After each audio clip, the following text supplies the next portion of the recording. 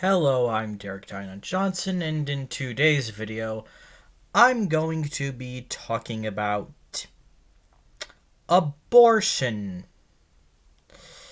Basically, Texas has passed a new law, sb8, which essentially pretty much bans abortions after 6 weeks. And pretty much the Supreme Court allowing them to do this. This is horrible because it's basically undermining a woman's right to choose. Yeah, the bill does include things like incest or sexual assault, but that is a rare. Here's the thing. All that really does is get you an possible exemption from having to look at or listen to sonogram images and audio. So that's really not much of a fucking help. Look, here's the thing. As a former pro-life person myself, I get it. I get where some of these pro-life people are coming from. But abortion has to remain legal for the health of fucking living adult people with uteruses. Now, I myself cannot get pregnant, so I'll never have to worry about this. But I care about people who do and who can.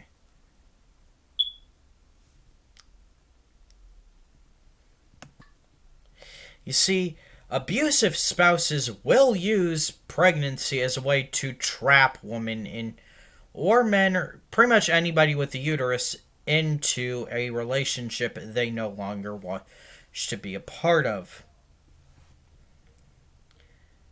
And here's the thing.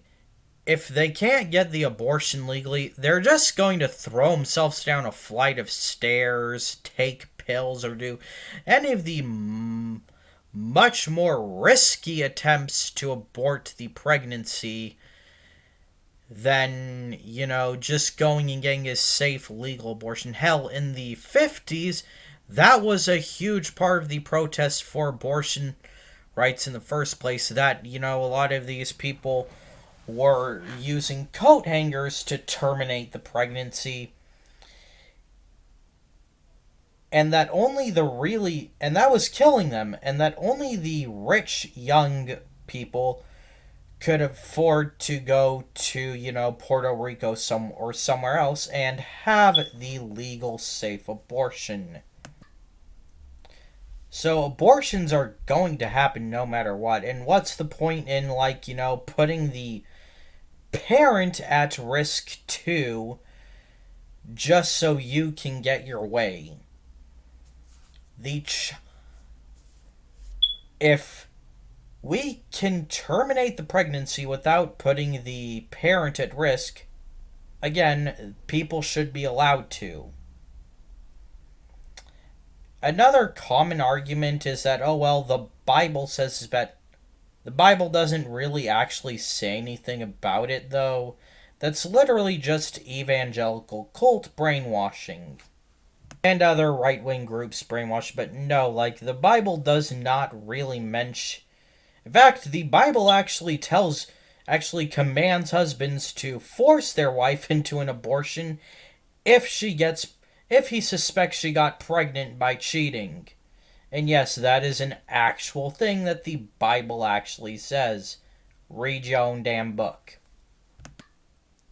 And another thing is, here's the thing. Not everybody can afford to take care of the baby. Is it really better for the baby to be born to a place where, it'll likely starve to death because his family couldn't afford food for it, than to be terminated before it can feel any sense of pain or misery?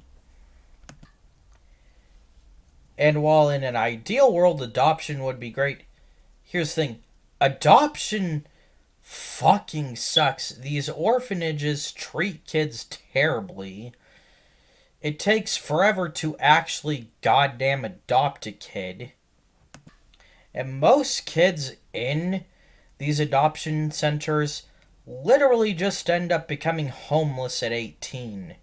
Now, I'm not saying that people who were put up for adoption can't have a good life, but here's the thing. These people that are anti abortion, most of them don't actually care about the children. They're not advocating for health care for it. They're not advocating for it to fix the adoption centers. They're not advocating to make things easier. They're not advocating to anything that'll help the child at all. They basically just want to force people to give birth. Hell, a lot of the people that are like, oh, you can't get an abortion, only adoption, are also anti gay people adopting, so you're literally cutting out one of these small subsects of people who want to, cutting out from the small subsect of people who want to adopt. Look, I have mixed feelings on abortion itself, but I am pro choice because it is the moral position in my personal view, and I feel it's best for the people with uteruses. Well, that's the video for today. Bye.